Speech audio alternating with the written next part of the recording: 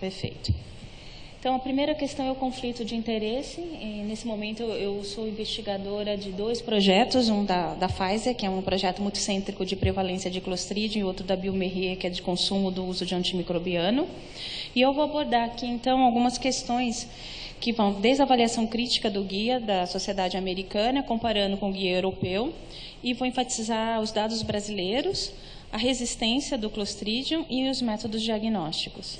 Então, o Clostridium bacilo gram positivo, como o Jorge comentou, houve a mudança aí da taxonomia, que pode produzir toxinas. Existem diferentes cepas clínicas, e aqui alguns exemplos, e isso é importante porque a resposta terapêutica vai depender da infecção por essas cepas. Aqui, exemplo da cepa considerada 1, que tem 2 genes, o TCDA e B, a 2, que só tem o B, e uma mais rara, que só tem o A. A NAP1, que tem 2 genes adicionais, o CDF-A e B, e pode ser produtor, então, de toxina binária, com uma virulência putativa e um fenótipo de resistência à quinolona, e mutações nesses genes que aumentam a expressão da toxina A em 10 vezes e da B em mais de 20 vezes. Qual a importância disso?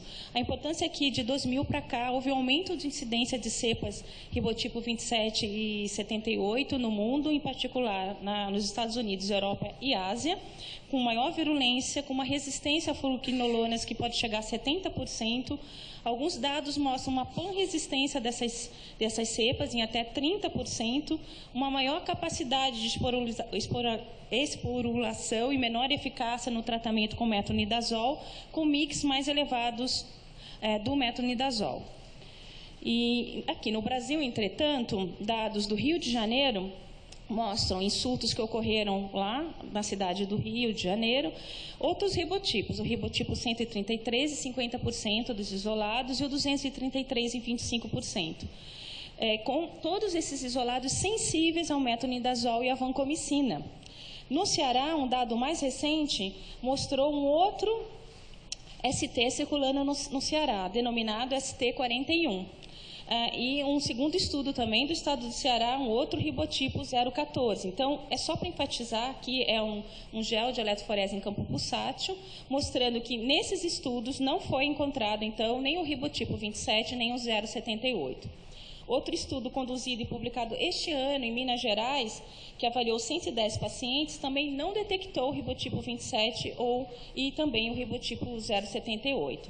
Entretanto, um trabalho publicado no final, feito o ano passado e publicado também este ano, em Porto Alegre, identificou o ribotipo 27 pela primeira vez no país. Esse é um estudo também de prevalência de Clostridium no Brasil, foi uma point prevalence conduzido pelo professor Pascoaloto. No que diz respeito ao guideline da Sociedade Americana, foi composto por uma equipe de 14 experts, que incluíam experts em epidemiologia, em controle de infecção e em microbiologia, e eles utilizaram como grau de evidência a classificação do GRADE, que vai avaliar a qualidade do estudo, a heterogeneidade da população estudada, se tem bias e vieses importantes para classificar em altamente recomendado, em pouco recomendado, com grau de evidência forte, mediana ou fraco. A definição, então, de caso pelo guideline americano é de que o paciente tem que ter presença de diarreia. Diarreia é considerada 3 ou mais episódios de fezes pastosas ou líquida, ou presença de megacolo ou ileite grave, mais um teste laboratorial confirmatório ou evidência de pseudomembrana no exame endoscópio ou no histopatológico. Doença grave pelo guideline americano. É bem simples a classificação. A doença grave é classificada usando a contagem de células brancas, leucocitose acima de 15 mil e creatinina sérica acima de 1,5. E doença fulminante com um paciente que tenha choque, instabilidade hemodinâmica ou íleo ou megacolo. Aqui é um score de gravidade disponível na internet, que eu acho interessante vocês saberem, em que avalia outras variáveis e classifica, de acordo com a pontuação dessas variáveis, que levam em consideração admissão em UTI, uso de droga vasoativa e esses outros critérios que a Sociedade Americana utiliza, e classifica, então, em grave, moderada ou não grave a colite pelo Clostridium difficile. O diagnóstico, então, é indicado nessa situação em que o paciente tem uma suspeita da colite pelo Clostridium, ressaltando mais uma vez a importância de, no mínimo, 3 episódios de diarreia para que seja considerado um caso suspeito. E levar em consideração sempre a incidência local do Clostridium, os fatores de risco do paciente, se paciente oncológico, em uso de antimicrobiano, paciente idoso, lembrar que o Clostridium também compromete pacientes na comunidade e a acurácia dos testes que são utilizados e disponíveis no serviço. Uma outra questão importante é a possibilidade do paciente estar apenas colonizado pelo Clostridium difficile. Então, a colonização em dados internacionais varia de 3% a 26%, em pacientes idosos em instituição de longa permanência, de 5% a 7%. Tem um dado brasileiro, desse mesmo trabalho de Minas Gerais, publicado este ano, que mostra 4% de colonização assintomática em pacientes nesse estudo em Minas Gerais. Um outro ponto muito importante que a gente deve levar em consideração é o número de testes disponíveis no mercado para detectar o Clostridium difficile, que varia desde testes de ELISA, que detectam a toxina A e B, testes que detectam o antígeno do GDH, testes baseados em biologia molecular, como NAT, de amplificação de ácidos nucleicos, que aí tem vários no mercado, testes mais recentes que utilizam looping para a detecção do DNA do Clostridium e que tem uma maior sensibilidade. E esses testes, então, estão disponíveis no mercado brasileiro, alguns deles, e aqui eu vou simplificar a nossa experiência atual, em que nós estamos usando um teste que é o denominado teste rápido para Clostridium, que identifica o antígeno do GDH, do glutamato desidrogenase e a toxina A e B, e é um teste rápido, barato, que pode ser feito à beira-leito, leva alguns minutos. E aqui um outro exemplo, que eu quero agradecer à Biomerrier, que é o Chroma-ID, que facilita muito a identificação do Clostridium num meio cromatogênico, em que eu consigo identificar as colônias aqui, então, pretas, que seria o Clostridium, e facilita muito para a realização do teste de sensibilidade para aqueles laboratórios que querem fazer o teste de sensibilidade. Uma questão que sempre surge aqui no Brasil é que grande parte dos hospitais utilizam o método enzimático ELISA para a detecção da toxina A e B, e mostram uma sensibilidade muito baixa desse método. Quando nós olhamos a literatura, que eu enfatizei em vermelho, alguns estudos mostram que, dependendo do tipo de método, realmente a detecção da toxina pode variar de 40% a 50%, entretanto, outros estudos mostram mais de 90% de sensibilidade. Então, depende, sim, do método que o seu laboratório utiliza. O que o guia americano recomenda atualmente? Recomenda que tenha um bom senso. Primeiro, que seja discutido no hospital, que só seja encaminhado para a pesquisa do Clostridium pacientes que realmente tenham suspeita clínica, ou seja, pacientes que encaixem no critério de 3 episódios, no mínimo, de diarreia, não estejam usando nenhuma droga laxativa, não tenham nenhum outro fator de risco para diarreia que não seja o Clostridium. Então, por exemplo, também dieta interal, algumas situações que a gente sabe que a diarreia não é de origem infecciosa. Então, nessa situação, ele termina tendo um algoritmo diferente, que seria aqui, quando há um critério específico de envio da amostra. E aí, o NAT, que seria a amplificação do ácido nucleico, ou a pesquisa de toxina nas fezes, poderia ser feita adicionada ao algoritmo para detectar o GDH, por exemplo. Se não existe um critério específico para a pesquisa de Clostridium, o laboratório não sabe que fezes são aquelas que foram encaminhadas, deve ser utilizado, então, um teste de toxina como parte de um algoritmo que vai encaixar a posteriori o GDH e a amplificação do ácido nucleico. Então, sempre usar pelo menos 2 testes, idealmente. Isso é o que o guideline americano recomenda. Olhando o guideline europeu, que foi publicado há 2 anos atrás, o americano é deste ano, o europeu é de 2016, o que o europeu fala? Ele vai, então, dividir em 2 possibilidades. Usar um teste com uma sensibilidade bastante elevada, como a amplificação de ácido nucleico ou o GDH, como o screening, e aí vai dividir, se o paciente for positivo àquela amostra, vai para um teste enzimático de detecção de toxina. Se positivo, então é considerado um caso possível de colite por Clostridium difficile. Se é negativo, aí pode só observar, pode ser só um carreador. Se o teste que é bem sensível for negativo, ele fala que não precisa. Então, se você está fazendo um NAT, né, um teste baseado em amplificação de ácido nucleico, e ele é negativo, não precisa prosseguir para um segundo teste no algoritmo. É claro que isso varia muito do teste que está sendo utilizado. Uma outra possibilidade seria usar um teste bastante sensível, como GDH e toxina, e, novamente, se for negativo, qualquer um dos dois testes, não precisa progredir. E aqui, se for positivo, e considerar um teste futuro, né? Desculpa, não considerar um teste futuro, considerar, então, que não precisa. E aqui ele coloca a possibilidade, aqui seria de confirmar, caso venha só positivo GDH, e a gente tem encontrado algumas situações assim, com a toxina negativa, que poderia fazer um teste adicional do PCR ou da cultura toxigênica, que aí é mais complicada, são poucos serviços no Brasil que o fazem. No caso de negativo, considerar que não tem uma colite por Clostridium difficile. Se positivo, avaliação clínica. Então, aqui, se ambos forem negativos, os de alta sensibilidade, eu não preciso progredir no algoritmo.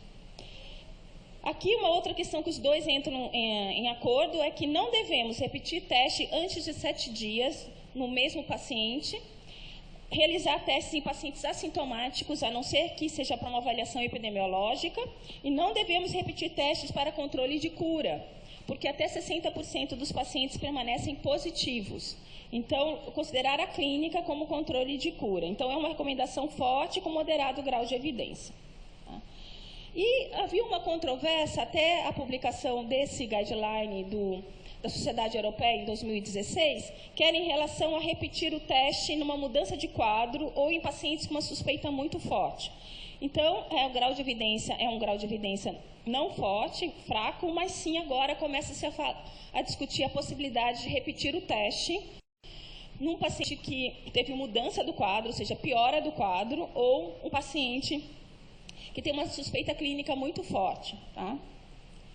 E a colonoscopia? A colonoscopia atualmente é pouquíssimo utilizada, mas ainda poderia ser, como lá na frente é considerada dentro da definição de caso por Clostridium, se tem colonoscopia histopatológico confirmado, é considerado colite por Clostridium. Entretanto, na rotina, nós usamos muito pouco a colonoscopia.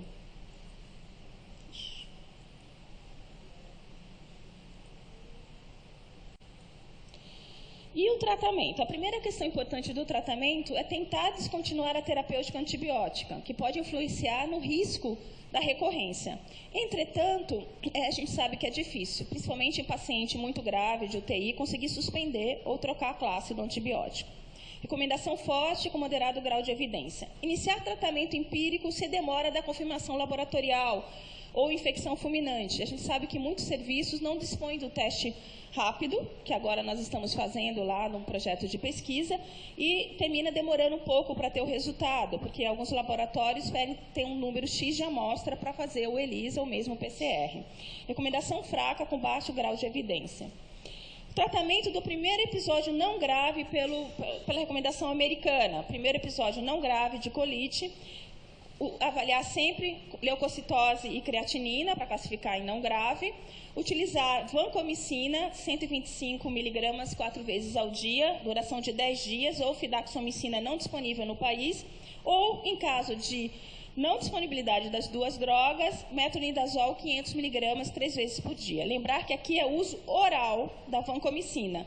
Grau de evidência forte, alto, forte e alta, e utilizar o metronidazol fraco e alto. Entretanto, quando nós olhamos o guideline europeu, o que ele recomenda? Primeiro, ele fala para esperar, se não for caso grave, só suspender o antibiótico, então ele é menos agressivo que o americano. Depois, ele coloca que pode ser utilizado o metronidazol oral, 500 mg 3 vezes por dia. Ressaltar que essa mudança de 10 dias já tem um tempo, então deve se tratar por 10 dias. E aí ele coloca como opção, aqui, grau de evidência A1, vancomicina como B1 e fidaxomicina como B1 também. E o primeiro episódio de forma grave. Aí sim, de novo, classificar em grave, levando em consideração leucocitose, creatinina, hipotensão, choque, íleo e megacolo. E aí muda um pouco de figura. Os dois concordam que, neste caso de infecção grave, a vancomicina passa a ser a vancomicina oral a principal escolha no tratamento. 125 miligramas, 4 vezes ao dia. E tendo outras opções no caso de não conseguir usar oral, possibilidade de usar metronidazol EV, que é a única droga que pode ser feita EV, porque tem uma concentração que consegue tratar a colite por Clostridium, ou oral ou enema. Então, seriam outras possibilidades. E, novamente, aqui é muito semelhante ao que o europeu recomenda, que é o uso da vancomicina nessa dose de 125. Ele questiona a dose maior de 500 miligramas, porque ele diz que o grau de evidência é B3, ao contrário da dose de 125, que é 1. E o que tem, então, descrito na literatura? Até 2000, os trabalhos não mostravam diferença entre metronidazol e vanco. Depois disso, os trabalhos começaram a mostrar diferença, mas principalmente, esse é um trabalho do CID de 2007, nas formas graves de doença. Então, em formas não graves, não existe uma diferença significativa entre metronidazol e vancomicina. Tá? Esse é um outro estudo que foi realizado para avaliar uma outra droga que neutraliza a toxina e mostrou que essa droga é inferior ao metronidazol e à vancomicina. Foram 12 estudos multicêntricos e eu vou só mostrar o dado que compara a vanco com o metronidazol. E o que esse dado mostra? Que o sucesso clínico geral foi melhor com vancomicina, com significância estatística, de 71% com metro versus 81% com vanco. Entretanto, esse trabalho é bem interessante, que mostra que nas formas graves, a vanco foi superior, só que com P que ficou próximo da significância. Então, aqui é só comparando as 3 drogas e mostrando que a vancomicina foi superior. E a visão crítica, então, do IDSA é pensar, será que isso aqui está acontecendo no Brasil? Qual que é o papel da cepa e do ribotipo, já que a gente tem pouco ribotipo 02778 circulando? No Brasil, nós temos esse problema. Esse é um trabalho do professor Jorge, conduzido lá na USP, mostrando, então, aqui, usando 2 critérios do CLSI e do EUCAST, a sensibilidade de 100% ao metronidazol, então, diferente do que é descrito fora do país, e chama atenção que, pelo EUCAST, a vancomicina apresentou resistência pelo método utilizado. Tá? E aqui só mostrando que nos Estados Unidos, o metronidazol, quando comparado com a Europa e Israel, temos um problema de resistência que é menor do que da vancomicina. A vancomicina, em vários estudos, com uma resistência maior do que o metronidazol, então chama muito atenção isso. E aqui, então, quando ocorre a primeira recaída ou recorrência da doença, novamente, o grau de evidência é baixo, tanto no guia americano quanto no europeu, mas a vancomicina passa a ser a droga de escolha nessa situação, e pode-se fazer pulso de vancomicina, que vai durar até algumas semanas e vai reduzindo a dose. E na segunda recorrência ou recaída, novamente, o que é chamado de pulso de vancomicina, a fidaxomicina não disponível no país, com grau de evidência baixo, exceto o transplante de microbiota, o microbioma, que a evidência é forte a moderada. A mesma coisa no que diz respeito ao guia europeu, mostrando que o transplante é considerado, então, a evidência mais forte no caso de recorrência. E aqui mostrando que o grau de evidência do transplante de microbiota pela Sociedade Europeia é grau de evidência A1.